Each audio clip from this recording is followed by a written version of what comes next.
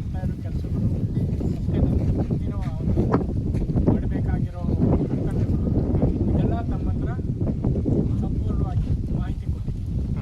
ನಾನು ಕೆಲವು ಧಾರ್ಮಿಕ ಕಾರ್ಯಗಳು ಮತ್ತು ಸಾರ್ವಜನಿಕ ಸೇವೆಗಳನ್ನ ಮಾಡೋದಕ್ಕೋಸ್ಕರ ಇನ್ನು ಮುಂದೆ ನನ್ನ ಜೀವನವನ್ನು ಮುಡಿಪಾಗಿಟ್ಟಿದ್ದೇನೆ. ಇದನ್ನು ನಾನು ಮಾಡ್ತೀನಿ ಅನ್ನೋವಂಥದ್ದು ಇವತ್ತು ಏನೂ ಇಲ್ಲ. ಆ ಕಾಲನೇ ಮುಂದಕ್ಕೆ ಎಲ್ಲರನ್ನೂ ತಗೊಂಡು ಹೋಗುತ್ತೆ. ಜೊತೆಗೆ ನಾವು ಮಾಡೋವಂಥ ಒಳ್ಳೆ ಕೆಲಸಗಳು ಪ್ರತಿಯೊಬ್ಬ ನಾಗರಿಕರು ಮಾಡ್ತಾ ಇರಬೇಕು. ಅದನ್ನು ಒಂದು ಇದು ಮಾಡೋಕ್ಕೆ ಕ್ರೋಢೀಕರಿಸೋಕ್ಕೇ ಇವಾಗ ನಮ್ಮ ಒಂದು ಮುಖ್ಯವಾದ ಇದಿರೋದು. ಏನೋ ಅದರಲ್ಲಿ ಯಾವುದೇ ಒಂದು ಅತ್ಯಾಶ್ಚರ್ಯ ಏನು ಕಾಣಲ್ಲ. ನನ್ನ ಕೆಲಸ ನಾನು ಮುಂದುವರ್ಸ್ಕೊಂಡು ಹೋಗ್ತಾ ಇರ್ತೀನಿ. ಸಾಮಾಜಿಕ ಧಾರ್ಮಿಕ ಕಾರ್ಯಕ್ರಮಗಳೆಲ್ಲನೂ ಭಾಗಿಯಾಗ್ತಾ ಹೋಗ್ತೀರಾ? ಹೌದು. ಹಾಂ ಸರ್, ಈಗ ಫಾರ್ ಎಕ್ಸಾಂಪಲು ಈಗ ನೀವು ಕಲ್ಕಿ ರೂಪದಲ್ಲಿ ಬಂದಿದ್ದೀರಾ, ನಿಮ್ಮನ್ನು ಕೆಲವರೆಲ್ಲ ಮಿಸ್ಯೂಸ್ ಮಾಡ್ಕೋಬೋದು. ಇದ್ರ ಬಗ್ಗೆ ತಾವೇನು ಅಭಿಪ್ರಾಯ ಹೇಳ್ತೀರಾ ಸರ್? ಆ ರೀತಿ ನನಗೇನು ಅನ್ನಿಸ್ತಾ ಇಲ್ಲ. ಹಾಂ, ನಂದೇನಿದ್ರು ಇವಾಗ ಸತ್ಯ ಹೇಳಬೇಕು ಅಂದರೆ ಈ 2024ರಲ್ಲಿ ಈ ದೊಡ್ಡ ಚುನಾವಣೆಗಳು ನಡೆದಾಗಲೂ ಕೂಡ ಎಲ್ಲ ಜನಗಳಿಗೆ ಒಂದು ಸುರಕ್ಷಿತವಾಗಿ ಆಳೋವಂಥ ಇವರು ಆಳ್ವಿಕೆ ಬರಬೇಕು ಇದರಲ್ಲಿ ದೇಶದಲ್ಲಿ ಅನ್ನೋದು ನಾನು ಆಸೆ ಪಟ್ಟಿದ್ದೆ.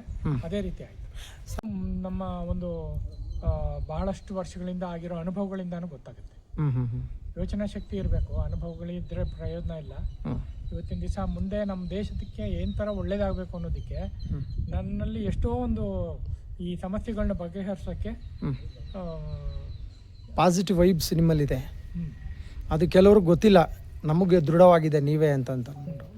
ಇದೆಲ್ಲನೂ ಒಂದು ಯೋಚನಾ ಶಕ್ತಿಲಿ ಇರುತ್ತೆ ಹೊರತು ಯಾವುದೇ ಮನುಷ್ಯ ಒಂದು ಸಣ್ಣದಾಗಿ 5 ನಿಮಿಷದಲ್ಲಿ ಹೇಳೋ ಅಂಥ ಪ್ರಕ್ರಿಯೆ ಇರಲ್ಲ. ಮುಂದೆ ನಡೆಯೋದೆಲ್ಲ ನಿಮ್ಗೆ ಗೊತ್ತಾಗುತ್ತೆ.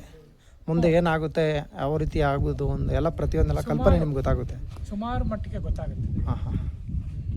ಈಗ ಸದ್ಯದಲ್ಲಿ ನನ್ನ ಮೊದಲನೇದು ಕಾರ್ಯ ನಮ್ಮ ಒಂದು ಸ್ವಂತ ಜಾಗದಲ್ಲಿ ಶ್ರೀಮದ್ ರಾಮಾನುಜರ ಒಂದು ದೊಡ್ಡ ಪ್ರತಿಮೆ ಮಾಡಬೇಕು, ಒಂದು ಚಿಕ್ಕ ದೇವಸ್ಥಾನ ಮಾಡಬೇಕು ಅನ್ನೋದಿದೆ.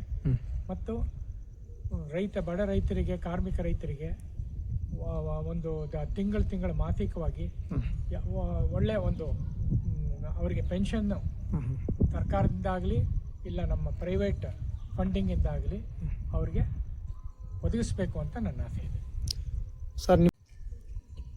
ಗುರಿ ಅನ್ನೋದಕ್ಕೆ ನಮಗೆಲ್ಲ ರೀತಿಯಲ್ಲೂ ಇವತ್ತು ನಮ್ಮ ದೇಶದಲ್ಲಿ ಸಮಸ್ಯೆಗಳೇ ಕಾಡ್ತಾ ಇದೆ. ಅದನ್ನೆಲ್ಲ ಒಂದೊಂದಾಗೇನೆ ಬಗೆಹರಿಸ್ಕೊಂಡು ಸಾರ್ವಜನಿಕರನ್ನ ಒಟ್ಟುಗೂಡಿಸಿ ಮುಂದೆ ಹೋಗಬೇಕು ಅನ್ನೋದೇ ನನ್ನ ಗುರಿ. ಸಾಧಾರಣವಾಗಿ ನಾನು ಈ ಒಂದು ನಾರ್ಮಲ್ ಈ ಜೀವನದಲ್ಲಿ ನನಗೆ ಅಷ್ಟೊಂದೇನು ಆಸಕ್ತಿ ಇರ್ತಾ ಇರಲಿಲ್ಲ. ಯಾವಾಗಲೂ ನನ್ನ ಚಿಂತನೆ ಎಲ್ಲನೂ ಪ್ರಾಪಂಚಿಕ ಒಂದು ನೆಮ್ಮದಿ ಹಾಗೂ ಎಲ್ಲ ಸಾರ್ವಜನಿಕರ ಒಂದು ಸೌಖ್ಯತೆ ಇದ್ರ ಮೇಲೆ ನನ್ನದು ಯೋಚನೆಗಳು ಇರ್ತಾ ಇತ್ತು.